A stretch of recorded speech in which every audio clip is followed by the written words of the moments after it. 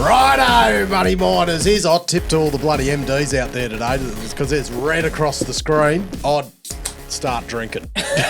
You'll feel better. Oh, I feel better every time I talk. Just say the word Axis Mining Technology, the trusted advisor in drill hole survey instrumentation. Buddy, you can't. Oh, we'll be seeing them at ADIA too. Mate, everyone's going to ADIA. Special mention coming. The one company that doesn't have a bad day. Axis, never. Just northeast all day long. Right. We're getting to the end of earnings, and holy snap and duck shit. There's red on the screen even for people that didn't have bad announcements. But and there's a few that we're going to go through that just aren't really hitting the mark, you'd say, unfortunately. We've got Trav, you're going to no doubt do MinRes.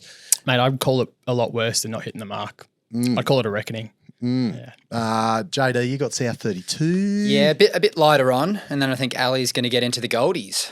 Very good. Yep, bit of red and bit of Westgold. I'm a late start today, so I'll just be here cracking jokes. And we've got a bit of a copper chat coming out tomorrow, which actually it was good fun with former guest Ahmad. So that was a good one. Look out for that. He's an easy ring in, isn't he? Like, love your bloody work, Ahmed. Absolutely. Right, later away, Trav. MinRes, you got up early for the call this morning, and she's down 10% on the Spark chart, mate. That's a fucking lot of money. It's brutal.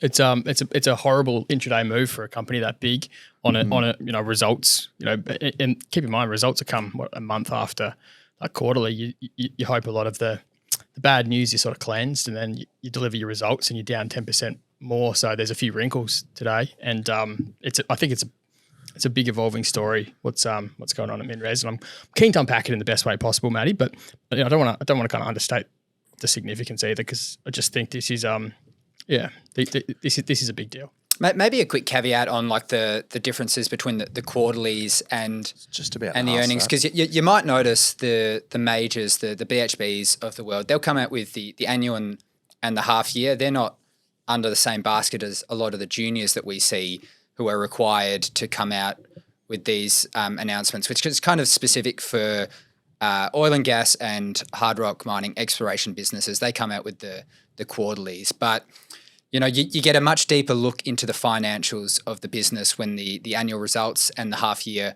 results come out. And then, of course, like a MinRes will do quarterly numbers, and you'll get the update on the broader strokes, what happened on a financial front, the operating costs, these sorts of things, as well as the production numbers for the commodities. And guidance is a big one too. The market's forward-looking, right? Guidance and more clarity on debt, more info on debt. Exactly. Way more deep, exactly. You get the balance sheet, the you get the nitty-gritty, cash flow statement. trade payables, and that stuff matters. Yeah, righto. What's paint the picture, mate? I'm a ding on a Mins. Oh, Ali GC's That's why ETF. That's why I've got a red wine today. I mean, look, so they reported the full year results after market yesterday. They let analysts kind of digest them overnight, and then they held a webcast in Sydney, where presumably the team are fronting the institutions that own the stock over east there. We saw how kind of grim the numbers were in the results, and we were looking on screen to see where the share price opened this morning. JD, it was brutal on the Spark chart, down 10% in no time at all. Share price made its way into the 30s. It's floating just north of $40 as we record at the moment. And if you zoom out on the longer term chart, the stock is down about 50% since May. And like you and I both listened to the call, JD, we both looked at the numbers, and we both agree that the sell-off's probably justified. It was. I actually liked that they came out with the numbers. You get a bit more time to digest. They did that with the quarterly as well. Yeah, they have done this in the past. So, and look, I've privately between us and sort of somewhat publicly a little bit too. I've just been kind of getting a bit louder about how nervous I'm getting with MinRes, and as Chris would call it, being a nervous Nelly. 100%. I'm 100% nervous about the company, and it's because. Like, there's a lot worth being nervous about if you're a shareholder in this business as they advance over the next 18 months in particular. I want to talk about the most important things. So I think the balance sheet would be the place to kind of start that, right? Number one, balance sheet, 100%. Despite what Chris kind of speaks to in the call, and MinRes is a cyclical business. Like, it's I mean he often talks about having durability through the cycle, because the mining services business has these like long-term contracts with low-cost clients in Rio Tinto, et cetera. But MinRes is a cyclical business. They're exposed to the commodity cycle, and I don't think there's any kind of skirting around that. And being a cyclical business, they found themselves in the unfortunate position of getting the cycle wrong from an investment perspective. In a cyclical industry, you want to be counter-cyclical with your investment. You want to be spending money in capex in the downturn to the extent you can fund it, and then reaping the rewards in the good times. Because to put it simply, they loaded up about $1 billion in other lithium investments at the height of the lithium boom. To put it simply, and that's just all. Lithium is just unwound, as everyone knows, and they are, as you said, extremely exposed to that at the moment. Yeah, it's probably more than just the specky like lithium investment stuff that they did. I mean, Onslow kind of, it's like $3.3 billion in capex. There was a lot of capex into their existing lithium operations as well to enhance and improve and expand. I don't think that billion counts what we don't know was paid for Bald Hill either. Yeah, it's north of $1 billion, I think. Yeah. And I mean, look, they've because the prices of the two commodities that they produce, iron ore and lithium, they have come off tremendously a long way, leaving them with a giant level of debt and increasingly challenged task of servicing that debt under the kind of status quo scenario that the company exists today. Specifically, let's talk about some of the numbers relating to the balance sheet, right? The quarterly announced last month, they stated their net debt was $4.4 billion US. Now, I know the accounting technicality, but the $600 million prepay was not classified as debt. But if it walks like a duck and it quacks like a duck, it's debt. So I call it $5 billion net debt. Now net off the cash and the the statements today break it down a bit. There's $5.4 billion in drawn gross debt at the moment. $500 million of that is asset financing, kind of, which popped up a bit out of nowhere. I hadn't heard anything of it before. I don't think anyone had. And to kind of put it into perspective, like that's so $5.4 billion of drawn gross debt. That's literally the same as the equity value of Min's market cap today in US dollar terms. So exact same amount of debt as they got equity right now, if you just kind of think. And like when you think of comparable like mining companies, how often do you ever kind of see that ratio for a miner this big? It's a pretty kind of rare occurrence, especially in modern history, as like a lot of the larger miners have wanted to maintain lower debt levels. So the big thing investors are looking for, what cash flow can actually be used to service that debt, because you've got to pay that down eventually. Sure, you might, sure you can kick the can down the road, and of course they don't have any principal repayments or whatever until like FY27. But even if you refi it, you've still got to pay the interest. So the big question is like, do they have the free cash flow, or are they going to have the free cash flow available to pay the interest expense on the debt, right? Is that all they have to pay the interest? Is any of that interest capitalised? These are bonds. Like, you've got to, yes. So you've not capitalised. Yeah. Yep. I think when you say it, like, if they did not have the mining services division, they'd be completely bloody rooted. Like that's mining services is the driver of this business. Yeah. And like, I actually kind of have the thing I want to contextualize is like, where's the free cash flow in FY24? Because look, if you just look at the what they report as kind of operating cash flow, they report sort of 1.3 or $1.4 billion of operating cash flow, right?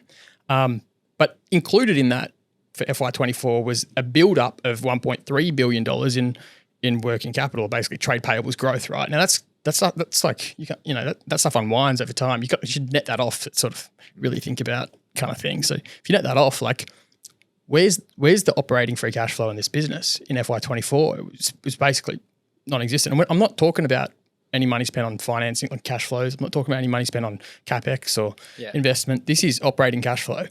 It's absent. It's quite simple to think about in the context, of iron ore and then breaking down lithium. Yilgarn doesn't make money at the current prices. They're shutting it down. The Pilbara hub isn't really making money. And then you can just see from the numbers they put out on Bald Hill, Mount Marion, and Wodgina, they are just not making money at these prices. And Chris said it himself. He said, I didn't think lithium would fall below $1,000 for spot 6%. That would speak to EBITDA and NPAT, but those are you don't repay debt with EBITDA and NPAT. You repay your debt with free cash flow. So we've got to talk about real numbers here, not the other Accounting numbers. Accounting numbers. So I just think it's it's kind of, if you think about FY24 as well. So you've got a year where after I make that deduction, where was the free cash flow? Don't know. Now since FY24, have commodity prices gone up or down for their commodities? They've come substantially lower for the commodities that they're exposed to, what they would have realised in FY24. So it just adds a big a big amount of uncertainty on the durability of their business to actually generate free cash flow to service their debt. It's not just the free cash flow you're specifically honing on in FY24 as well, because it's no surprise that free cash flow was hugely negative last year. They sunk a phenomenal amount of money into Onslow. So it's no surprise that cash went back massively. But even operational cash flow, if you're not taking into account the money spent on investing, in that section of the cash flow statement, you're still kind of scratching your head a little bit, Like we've sort of said, he'll point to mining services being I think $550 million EBITDA business, but the lithium and the iron ore assets are very much struggling. I've got sort of probably four other big talking points. Second one is that no dividend. It's kind of unexpected because just you always just sort of expect it's run by a founder that owns 11% who likes a dividend. You kind of expect it to be even a minor dividend, but and the other major shareholder, which was what the other founder I remember in the last call he says we're not stopping paying the dividend because we like that. So that's a big call. I commend it in the circumstances for sure, because I think what we're seeing here is a theme of basically austerity at the moment, which is the right move. It might be come later than it should have, but it's the right move. And so what else we got? Point 3, I think there's a theme of cost cutting, but pretty bulky, chunky capex ahead, which makes you kind of a bit more of a nervous Nelly on the debt front. So Chris in the call, he was pretty emphatic about the cost minimization wording, around the business. I think the fact remains, though, that CapEx guidance for FY25 is a staggering US dollars $1.95 billion. That's a hell of a lot more money that still needs to be spent. So your net debt kind of is going to grow even further and kind of get even more out of whack, and is going to require even more, free operating cash flow to service it over time. Which that's where the fragility kind of lies, right? So. And I think that kind of leads into, point number 4, and that's that the Onslow ramp up sort of seems to be readjusting. There's and I think this goes to the point of guidance changing and everything like that. FY25 guidance for Onslow tons on a 100% basis is now about 80 million tons. Previously that number was 20 million tons. So there's a readjustment in what Onslow is going to do. FY25 now. It's a downgrade. A month ago, they even spoke on a month ago on the call about accelerating to 50 million tons per annum nameplate, faster at Onslow, and that's completely on ice now. But it's on ice after having put these down payments and pre-orders in for more transshippers to service it. So don't know what happens to that money now. And I just with this readjustment of Onslow's ramp up, that's kind of the fragility. What's the cause of it? Why the downgrade? Are these things that that might actually inhibit nameplate to some extent, and because the ability to service that debt all depends on Onslow kind of coming online and ramping up to plan. In fact, there's not much room for error. There's so many moving parts with it, like with the haulage and the shipping outside of just the mining.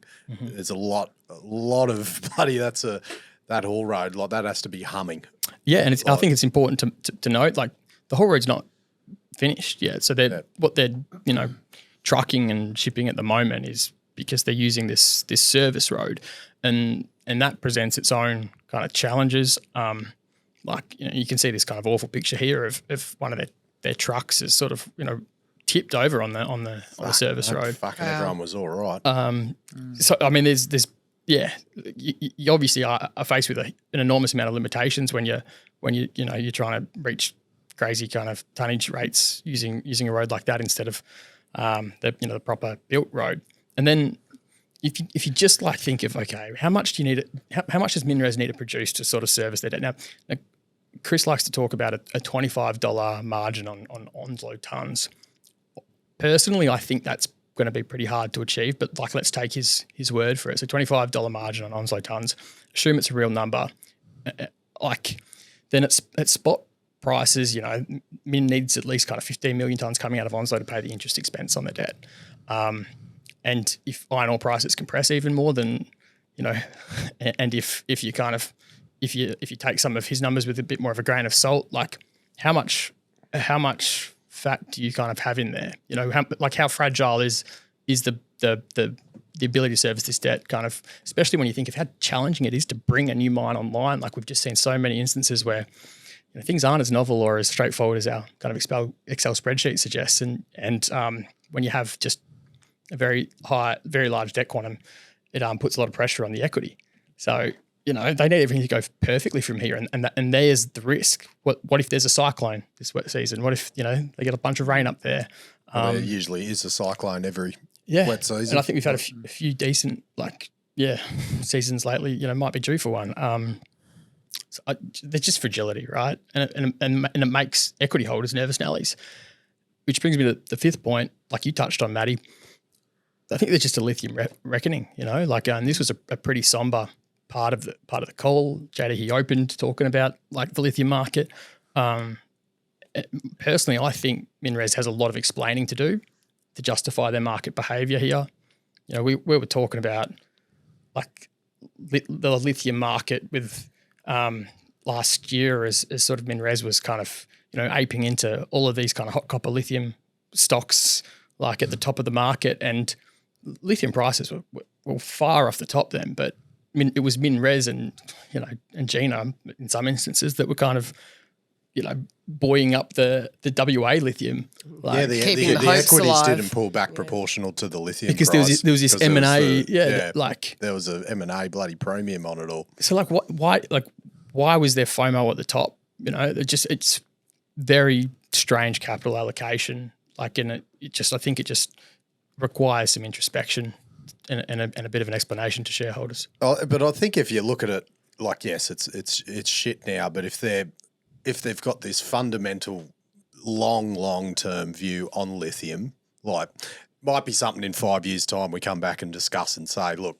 they fucking paid, they struggled like fuck after it. They paid a lot of money for these assets, but they did get their foot on them, and whether they'll reap benefits if the lithium does rebound in the future. We don't know yet. It's might be a lot of short-term pain for long-term gain, but we just don't know. But it's survival during this short term, as you said, just to be able to service debt that is the biggest risk. Big time. And I would argue that it's not appropriate to make those sort of bets if it means you're adding further unnecessary pressure to your balance sheet that could, I just think could a BHP do that? Because it's just it's a rounding error. It's not going to actually move the needle to their equity. I just think I think there's a different kind of mentality you need to have when you're forecasting. At the time, they were forecasting their peak net debt to kind of be this half year we're in right now. And, what have they done? They've just kind of amplified that, made everything more fragile. And, because iron ore prices have come down, then all of a sudden everything looks pretty grim, and they couldn't sell all that lithium stuff, what they paid for it. I'd argue his mentality is possibly, it's not saying he doesn't care about the debt, but he just knows he can either get more debt or raise money, or he'll do whatever it takes to get his foot on as much things as possible for the long-term plan for MinRes. And I don't think he lies when he goes off about his view of what others are saying about his debt. I think he's like, I will survive. I honestly think he thinks that. Yeah, I think you're probably right. He probably does have a few. It's just not. It's not sound capital allocation. It's like,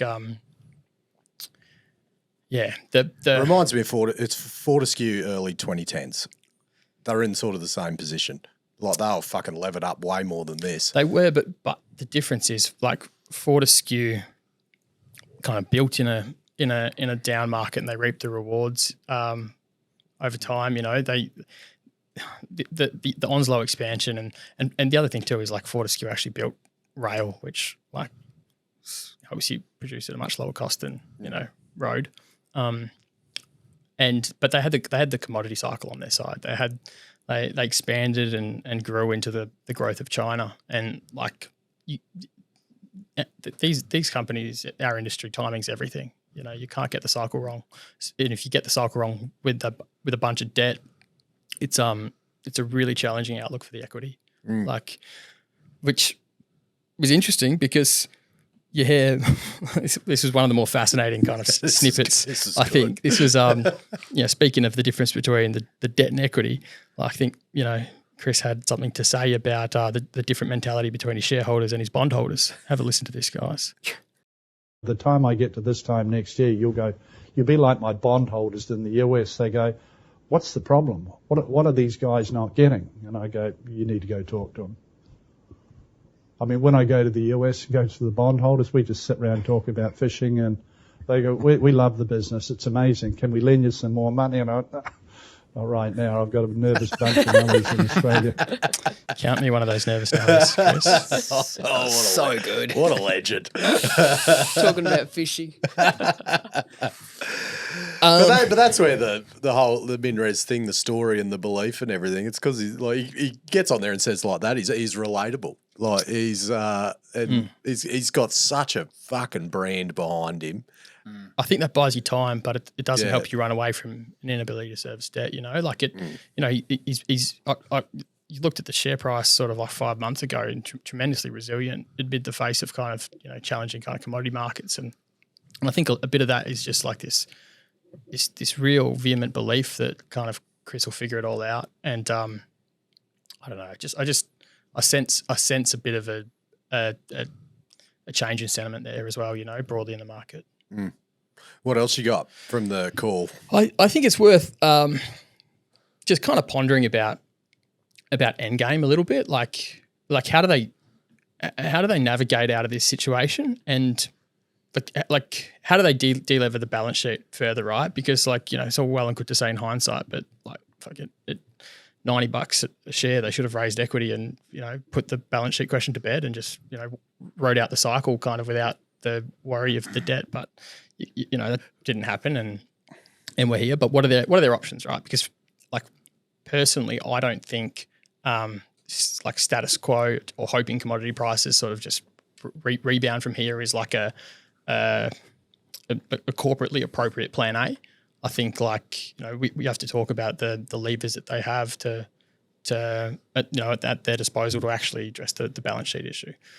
First one, asset sell downs, right? Like they sold down half of the whole road. Like what else could they do? And I want to play a bit of a snippet here that kind of Chris had at the beginning of his chat today. When we get a project like Onslow Iron or a Mount Marion,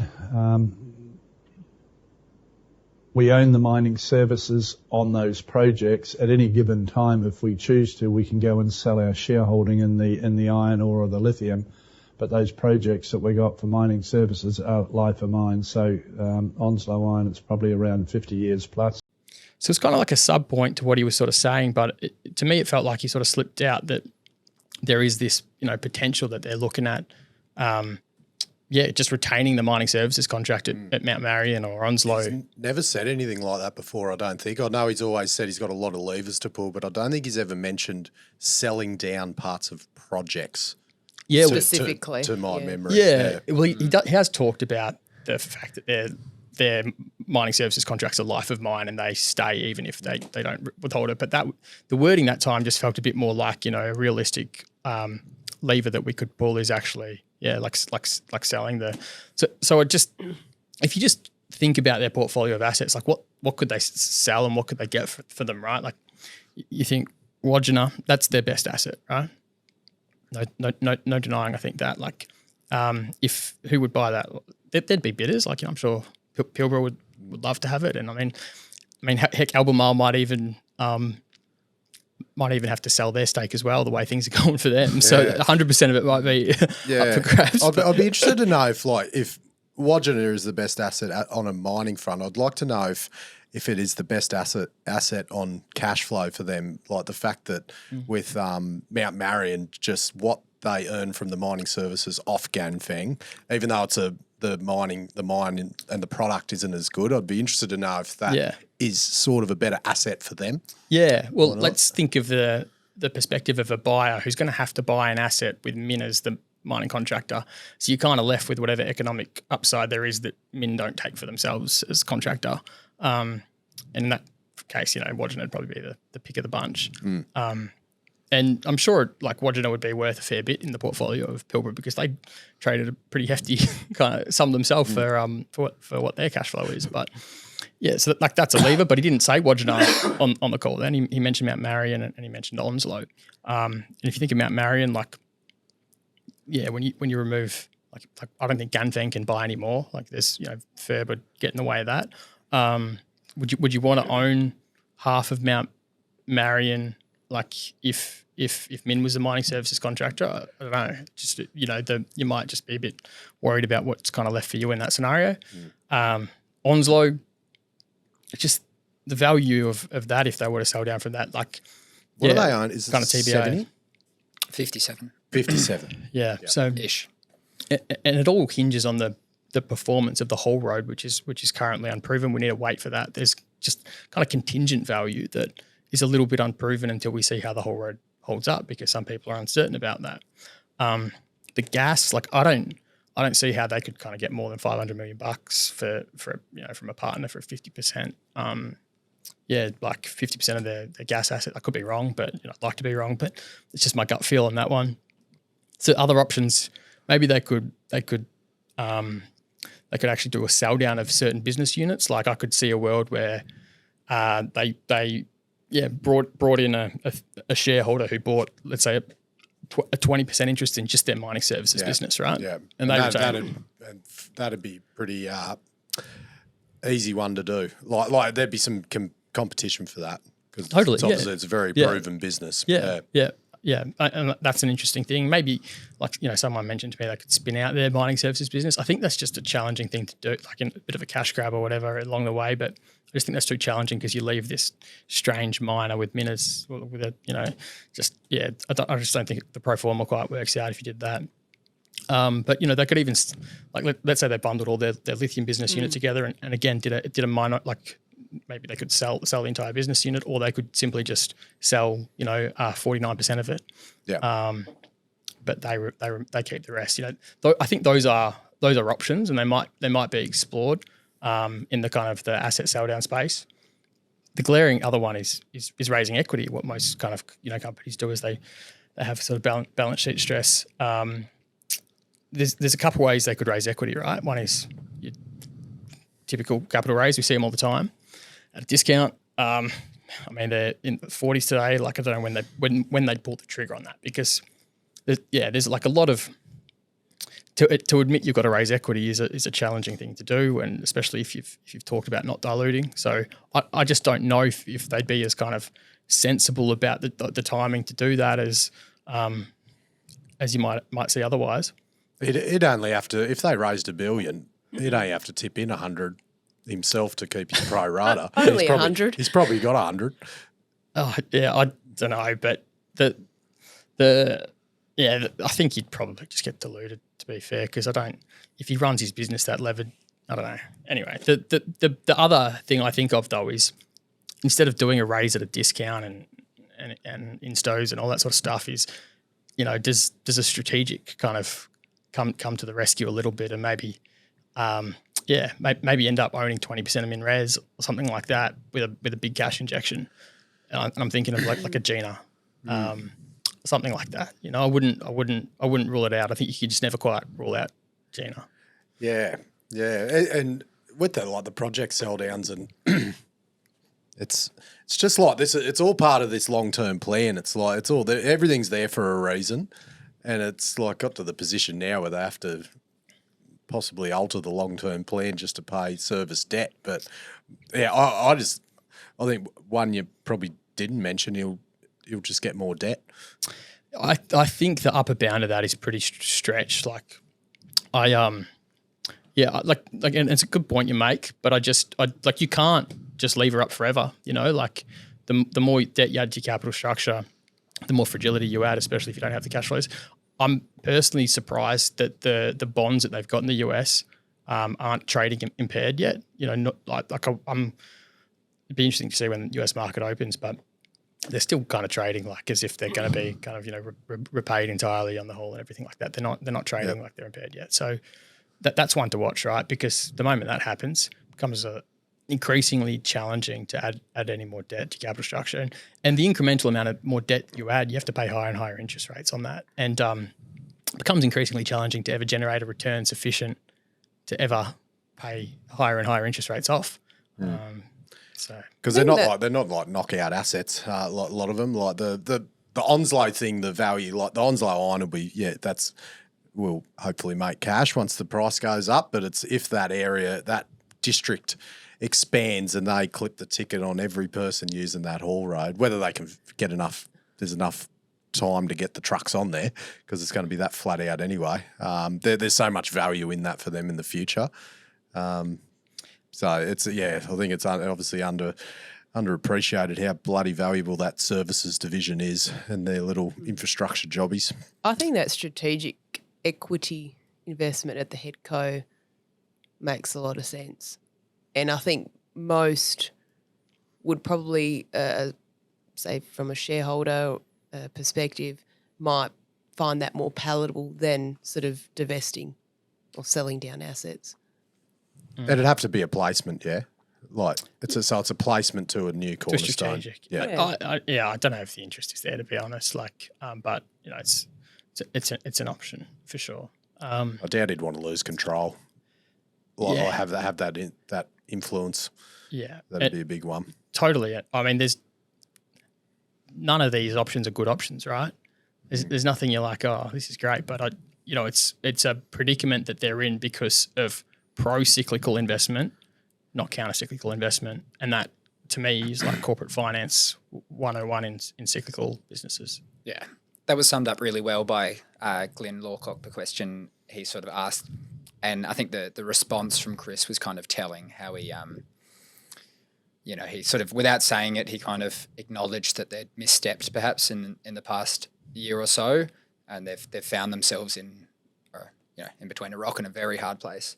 And that acknowledgement was important. You know, I think it was the first call that I've listened to where the tone had changed to, there was a recognition that austerity is required now, whereas beforehand, every kind of call where Chris has been a part of, it's been, we're going to do this, we're going to grow this, we're adding this, we're adding this, everything was kind of, we're going as fast and hard as we can. And I think this time was the first call where there was an ounce of introspection and acknowledgement that like you just need to trim all costs and see things through right now. Strangle costs. Yeah. Wonder if he'll not that you get much money for him now, but he might whether he'll start unwinding somehow all those minority stakes in the lithium companies. Yeah. I mean, and that's, you're not going to get heaps for him, but might have to. And the optics is a challenge as well, sort of having only, invested in them a year ago and then having to unwind them so quickly without sort of realising that probably the full potential that they wanted for those assets and companies. If you the optics of an equity raise is way worse though. Yeah, well, just get them and get the cash. But can you find a buyer? It's not like you can just sell these things on market. Considering you bought Delta at 90 cents. Cali Metals at 70, so you could group those stakes and all of your ownership in your lithium assets kind of together and call it, your MinRes lithium business and do a 49% sell down of that. So someone could have an indirect 49% interest in those shares potentially. But Yeah, we're waiting on lithium. That's the bloody kicker. What do you reckon's more sensitive, lithium price or iron ore price to them? So I think iron ore, it's just like a volumes thing. I think the biggest sensitivity then price is a big deal. Like if iron ore goes to 150 and stays there for the next 3 years, like things will be okay, right? Yeah. But the biggest sensitivity is actually just going to be the time dependency of Onslow. Like we've had a recalibration now of tons, and meanwhile they're pre-selling future production at the same time. So things in the next sort of 18 months, especially sort of 2 year, 3 year period, that's kind of peak risk in my opinion. Because if anything goes wrong at Onslow, like it just leverage amplifies the upside and the downside in ways that can be wonderful and horrible. But as he said in the paper, it's a shitty time to be an MD. Shitty time to be in business. Because especially what they've done to, I know the haul road's not finished yet, but all that the transshipping stuff and like getting that online, that's pretty bloody impressive. But just to come out the back end with prices dropping, it's hard work. It's freaking hard work. Bugger that. I think this story's a long way from finished, and I'm very interested to see how the next little period goes, because I think this could be the corporate story of our generation. I know I say that. I sure hope it isn't. Yeah, it could be either way. It could be the corporate story of our generation either way. Like people have had very similar like sentiment about Fortescue, like you said, Matty, and they come out the other side. But it's time before that it was Sons of Gwalia. This is the story of our generation, in my opinion, and I'm hooked. Yeah. Oh, I'm bloody rooting for them because all the bloody people that work there, just want to see, just fuck it, just want everything up. Everything as up. a famous billionaire said. Right, good work, Trav. Sensational dissection there, mate. South 32, JD. Yeah, we'll be a bit lighter on here, but I mean... South 32 are not going to be the corporate story of this generation. I guarantee that. I think the crux of today's announcement is that, you can see it in the share price versus the share price of MinRes. South 32 was kind of flat, marginally up. It wasn't a massive change on expectations, no massive misses or anything like that.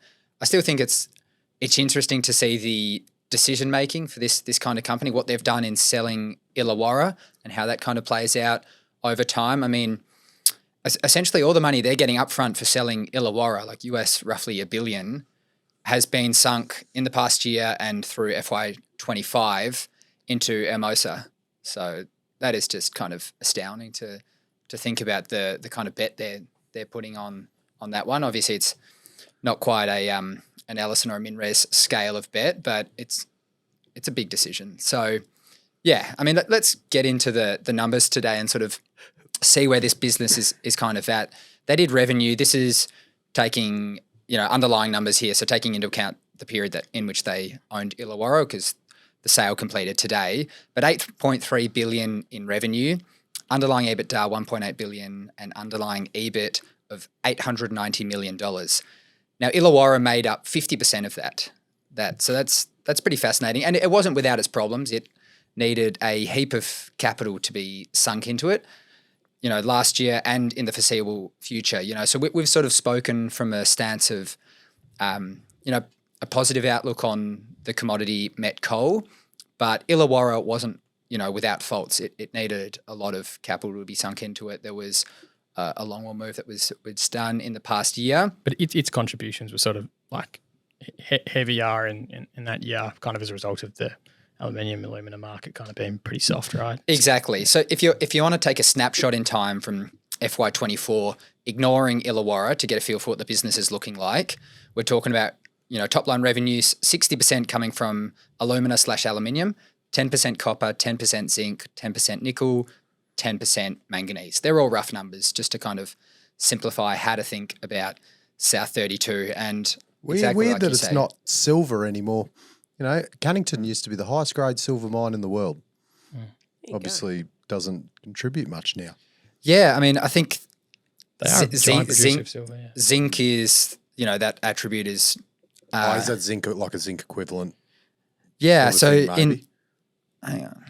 I think they produce a lot of silver at that KGHM, the Polish mine that they've got as well. There's a lot of silver there. How's the balance sheet? Mate, it's looking a whole lot better than MinRes is, but you got to kind of take it with a huge pinch of salt, given that they've sold Illawarra and they're getting all the cash in the door. So they announced a dividend, US $140 million in divvies, as well as a US $200 million buyback. So obviously having the sale of the asset changes their balance sheet massively. They were June 30th, before the asset sale had gone through, in a net debt position to the tune of $760 million. But that is, on a sort of pro forma basis, roughly US $100 million in net debt, taking into account the cash as well as the dividend and the buyback. So the business is in, great health, if you kind of call it that, but they've foregone a lot of future earnings. And, you can kind of look at that with the context of MinRes, who we've just spoken about, and imagine what things could kind of look like if they had, or maybe if they do have to sell an asset and they can get a decent price for it, things will all of a sudden look a whole lot better, but you've sold a decent amount of what your future earnings are. So the next thing I was pretty keen to zoom in on was Australian Manganese, given everything that's kind of gone on there in the past 6 months or so, and that they'd had some pretty positive announcements. So they've got some insurance money coming in. Oh, dude, has that come in pretty quick? That has come in very quick. Quicker than 29 Metals. Must have been a CRE jobby. Has to Must have been. If it's that quick, I don't know who else actually helps out with mining insurance these days. Mate, I was astounded. $125 million. Just like that. Yeah. That's got Dave Harrison's name written all over it. Bloody, yeah. If there's other people doing insurance, they're probably not getting many calls today. Oh, here's CRE. The phone is off the hook. Mate, mining insurance. Only done by one company these days. Yeah. Good job on that, CRE. I assume it was you. Well said. So there's two parts to it, actually. There's the CapEx, $125 million is the CapEx, their 60% that they have to sink in. And then you're still working on getting the cash back for the lost revenue. Again, this is held within Gemco, which they own 60% of, but essentially that's going to be spent over the next few quarters. And, they just submit the thing and CRE pays them out. So pretty easy done there.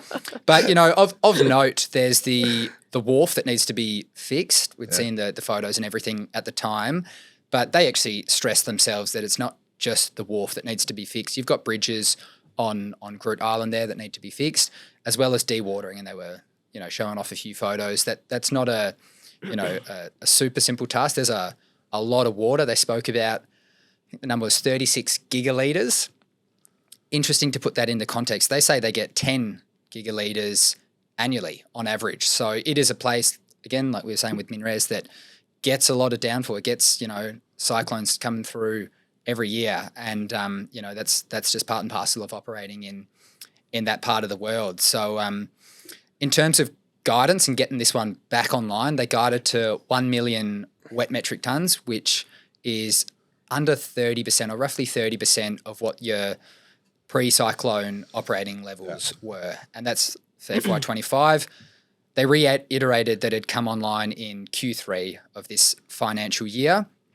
And interestingly, they were posed the question, given everything going on at Anglo and the trouble that they're kind of in, would you be keen to kind of scoop up their 40% of Gemco? And the answer was, we'd have a look. We'd be interested. So nothing's happened on that front. And they, being the kind of organisation they are, they were very, they spoke very positively of Anglo, said they've been great partners, yada, yada, yada. But I think they would be interested in, talking about kind of forced sellers. Anglo's another one that kind of falls in that basket. I'd love to say on an earnings call where they say they've got a shit partner. Has that ever been said? Chris Ellison, he said it about Albemarle. He said kind of, that they're not a complete shit partner, but this was a specific example where he was pissed off, and he said it on the earnings call. And he said, the one today talking about how they turned off a train. I was back in last cycle kind of. Yeah, he said I didn't agree with that. But he said don't put that in the paper, so it didn't happen. This was one from he was talking about the same issue, but when he'd spoken about it at the time, maybe 3 quarters ago, give or take, he was a bit more worked up about things and about their kind of execution capability. I guess. And how's Worsley going, JD? That's a really interesting one, and there were a lot of questions on this. This was one of the big takeaways we had coming out of Diggers, just how hard getting things permitted is in this day and age in Australia. And this is Western Australia with a lot of people kind of throwing stones at New South Wales and Victoria, but this is very much in our backyard here. And he had a few interesting things to say. To kind of sum it up, the takeaway, my kind of gut feel was that they get a positive outcome. To give people a bit of a reminder, there were a lot of conditions put on the approval that they got given, and essentially they said that they're shackled by those conditions and they just can't operate effectively with them. So, yeah, he was alarmed about a lot of things that were kind of pointed out, but things are being kind of worked out. They spoke about getting a result in early November, and they were very explicit in saying that we need a timeline by the end of this calendar year to make a decision. So it does sound like things are progressing on that front. Why I kind of say my inclination was that there would be something positive that comes out about it is you put it in the context of everything that's happened in Western Australia about the lithium industry, the nickel industry, Yilgarn. A lot of jobs are being rolled off, and there's an election in WA next year. Job losses aren't good for political, the incumbent political party. And I think with a sort of veiled threat of we don't want to lay off, I think 1,800 people was the number, that they can come to an agreement. And yeah, there's a few phases to this. There's always nuance with these things, but hopefully things get worked out in a sort of appropriate environmental front as well as a appropriate kind of business front, and they can kind of find common ground that works for everyone. And that's South 32. Good guys. on you, JD. The election. Remember, we're a Liberal podcast, GC. now you work here, you've got to vote Liberal. But we're an apolitical podcast. Righto, Ali GC, you're back for all the bloody YouTube fans will be very happy. Oh, very good. Where's GC? Where is GC? Oh, she's back. So, no, I'll just to finish off the day with a couple of the Goldies annual results. So, starting with Westgold. So, FY24 is a bit of a what's been described by some as a watershed year for them. Big transformation from probably 1 to 2 years ago. Everything up financially, notably free cash of 86 mil versus only basically break even. Last year, they achieved the revised production and cost guidance, sort of producing 227,000 odd ounces at just shy of 2,200 an ounce Aussie, and they're now completely unhedged and debt free. Interestingly, they had a slide on the fact that total all-in sustaining costs had reduced year on year, but actually on a per ounce basis, those costs are higher, about almost $200 an ounce higher, largely because due to lower production with mining suspended at Paddy's Flat. And they're paying out a 2.25 cents per share dividend, which was previously flagged. I think the interesting one to look at, which was raised on the earnings call today, is the cash build and the net creditor position. So cash and bullion went up from $192 million in FY23 to $263 million this year, so up about 37%. Interestingly, net creditors doubled from $72 million to $141 million. So the increase in the cash is almost equivalent to the increase in the net creditors. Yep. Now, note, this is pre-merging with Karora. So this doesn't include what Karora's payables will be as well. Because that transaction completed after the year end. Yeah. And look, admittedly, they had quite a big growth capex year. They spent $157 million. So that, sort of checks out with the higher sort of level of net creditors to some extent. Here's what they said on the call. And he is asking a question about trade payables. He's noticed an increase from 78 to 148 million. Tommy, would you like to comment at all on trade payables and the reason for the increase? Absolutely. Thanks, Shane, and thanks, Mark, for the question. Essentially, as you see in FY24, it has been a heavy investment year on our growth projects in Great Fingal, Fender, and the Big Bell long-haul open stope. Naturally, the creditors and payments will increase as a result of that investment. So, as we said, totally fair comment on the growth capex. It was much higher than previous years, but surely higher capex would just mean your cash build wouldn't be, say, as much or perhaps neutral during this period. However, and the whole cash build thing's been quite a big selling point for Westgold the last few quarters. They're really emphasised on the call in sort of previous presentations that they've built net cash every quarter for the last 6 quarters. And the assumption in the market's been that that's driven by operational efficiencies and high margin on your higher gold price and all that sort of stuff. But if one of the drivers is actually just delaying payment of your creditors, and that's not as admirable. Yeah, so I think one of the main reasons for this reported net cash build for the last half a dozen quarters, a potential main driver of that is actually because the payment of the trade payables is being stretched out. Now, why would you might want to do that? They have to pay, or if they probably already paid it actually, the cash component of the Karora transaction. So that's like $125 million. They've got the dividend that they've they previously flagged that's worth around $20 million, and they've obviously still got to run the business as well. So I'm thinking perhaps they may have sort of gone about it that way to make sure they've got enough cash to sort of tick all those things off without having to draw on their corporate, revolver facility. So it'll be interesting to see how this sort of washes through the next period's financials with, which will now incorporate, Karora. Perhaps it's just a blip in time.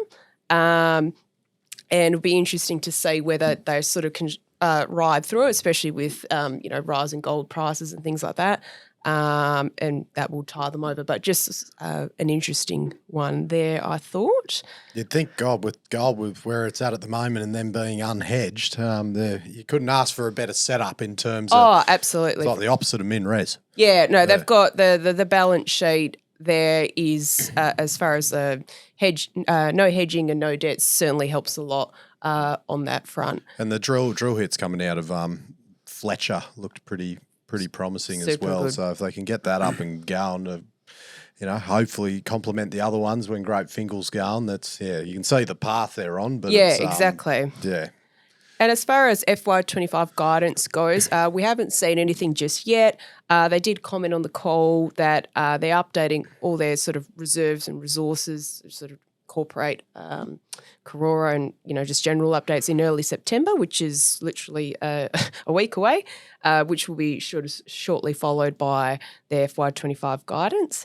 But, I mean, we've all seen in the presentations, they talk about themselves now as a, plus 400,000 ounce producer, but as far as what that means in sort of exact terms and costs, that'll be interesting. The other interesting thing will be to see at their MECO operations now, because of the absence of Paddy's Flat, how that's sort of offset with more ore from Bluebird South Junction, which they just sort of put out a reserve and everything for. They sort of talked about having... targeting at least 1.2 million tonnes per annum by the end of this year from there, sort of displacing ore that they were previously getting from Q. So they should definitely save on some costs there.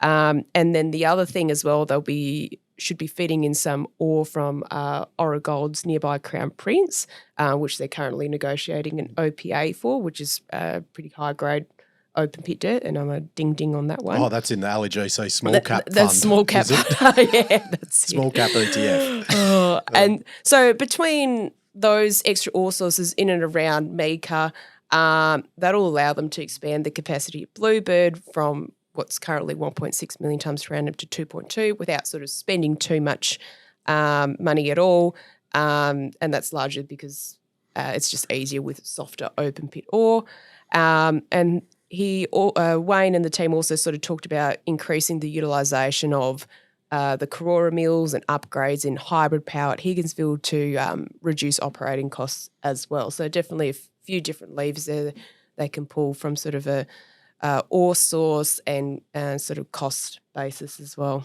Yeah, I love these annual reports because they're so bloody long. So I like a good control F. And the term I was looking for in the Westgold one, which none of these come up, I couldn't have believed it. SMEC, variable speed secondary ventilation, or VSDs, weren't in the annual report. I couldn't bloody believe it. The electrical partner of Westgold, saving them millions, bloody millions staying in the door from the bloody power savings from the VSDs. Bit rude they didn't shout them out, isn't it? I remember when we visited Marty Law at his marvelous bloody great warehouses he's got and everything going on. He said to me, "I am certain that these will be adopted in the industry over time. It's just a matter of time." And the reputation that the 1,000 volt ones have, he's got a solution to overcome that. So it's kind of like you've got to try it out. I think it's kind of like if you know what I think it is. Trav. It's like a new shirt. Just put it on. They've just done this merger with Karora, right? They've got these new assets that don't have the VSDs in them yet, and they want first dibs. They want to fill out all, beta hunt and the like down there first, and that's why they don't want to call them out because they know everyone else in WA will be onto it just like that. I know. The FOMO factor. Well, you do have to pay for them up front, but the amount of cost savings, like SMEC are effectively giving you money. Mate, they might even give you a bloody an up front, and they could do a financing model where they just give it to you, and then with the cost savings get repaid over time. Maybe. Wonder if Marty will do that. You don't know if you don't ask. You don't know if you don't ask. Red 5. Bloody Volt, sorry. Yes. Good old Volt. Bloody Volt with a V. Bloody off 12% today. Yeah. Holy snap and duck shit. So we'll probably get into the reasoning for that. To say a lot of things are fucking off today, but this is off a lot particularly more. Off, yeah. So what were the highlights from the financial year gone to start with, Ali? So their underlying EBITDA was just shy of $200 million and underlying profit of around $50 million. Production and costs were pretty in line with guidance, so 223,000 ounces at around just over $2,000 an ounce, all-in sustaining, which was already previously flagged. The net creditors were up a fair bit, but essentially that reflects the business basically doubling with the Silver Lake merger completing in June. They closed the year with cash and bullion of around $450 million, but post year end they paid off all the remaining debt from the Red 5 original days, and also they received proceeds from the block trade they did of their own shares, which Silver Lake acquired the strategic stake in Red prior to that merger. So by the time you sort of figure that all out, they basically have just shy of $500 million cash and bullion and no debt.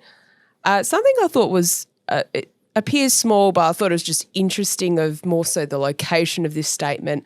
A statement of basically what their tax losses were on the front page in one of the key highlight, bullet points. So they've said they've got Aussie tax losses of $381 million and Canadian tax losses of Canadian $255 million.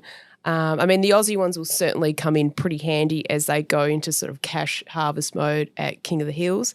Not sure how much those tax losses will be getting utilised at Sugar Zone anytime soon. Maybe it signals they're going to buy something in Canada. Or they might be buying something, in either jurisdiction, really. I just thought that was a really strange thing to put on the front page of your annual results. God, bloody... Geez, you'd have to have some balls to buy something in Canada. The market reaction to another Aussie gold miner buying a North American asset as a producer, I think that's a big gamble. Mm-hmm. But speaking of cash, and we spoke about this a couple of episodes ago, what are they going to do with, $500 million cash? No buybacks, dividends, or a hedge book cleanup or Sugar Zone restart has been flagged just as yet. Those are all potential options. Maybe that's why it's called a vault. Like it stays in there. It doesn't come out for dividends or buybacks. Like the cash just stays in the vault. They can keep some in the vault, but they've got to let a little bit out every now and then. But the financial year 25 guidance does give us some sort of initial clues, and this is arguably probably the reason why the stock is off so much today. So they actually released FY25 guidance for the first time.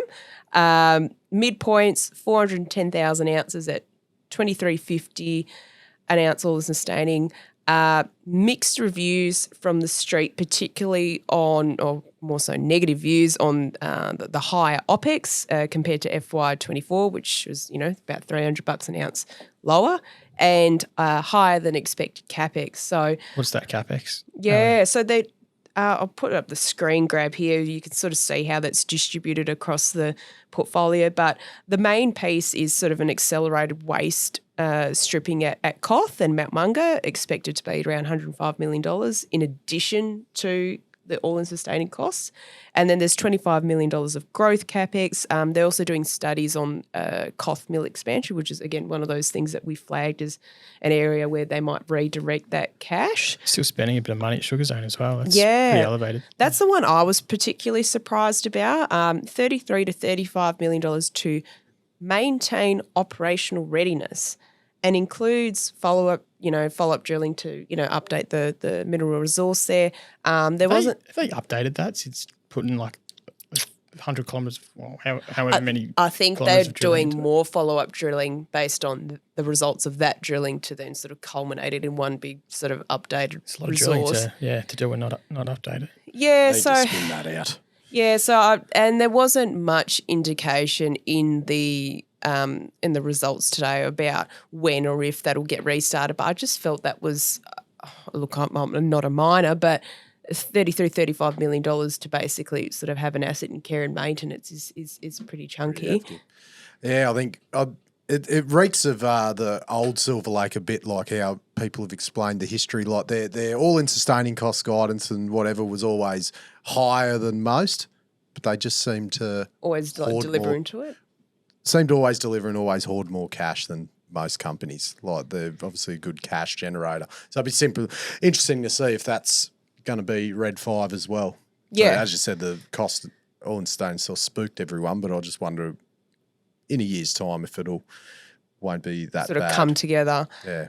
And look, and they'll be spending, up to $20 million in exploration as well. So look, from now getting into that cash harvesting mode, particularly at Koth. So I'm really keen to see them, do something with all this cash and not keep it all in the vault, as we said. So, I mean, Perseus is perhaps an example to look at. They've got US $587 million in cash. They're making lots of cash. They did a strategic stake in Predictive. They're doing a $100 million buyback. They're doing a 5 cent per share dividend, and they're investing CapEx into developing the Yari Underground and Nyanzaga. So, obviously, it's got to make sense. You shouldn't just spend that money just because. But I feel like there's probably some levers they could pull there for sure.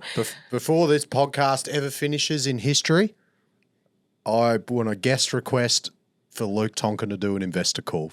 I'd love it. I'll wait. That'll make my day. Come on, Tonks. We want to hear from you.